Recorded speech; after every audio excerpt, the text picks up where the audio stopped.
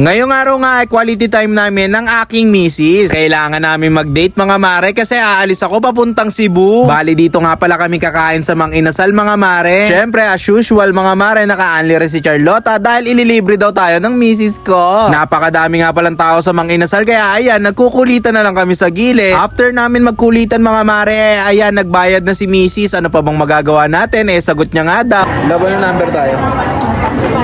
25. Dadamihan ko yung pagkain mo? Hindi.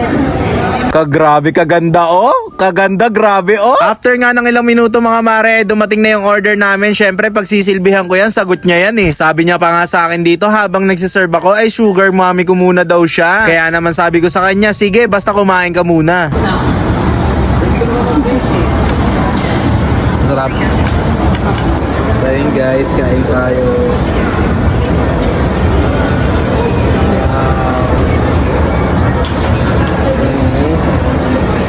Perfect.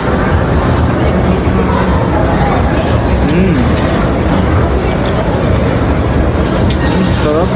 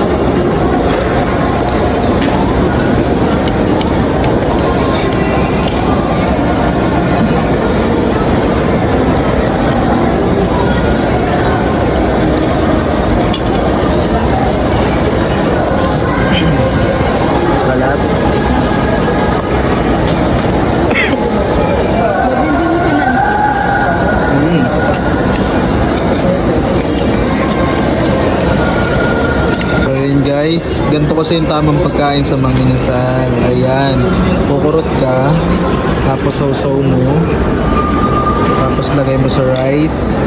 Ayan o. Cheers! Diba? Ganun ang tamang pagkain. Ang sarap.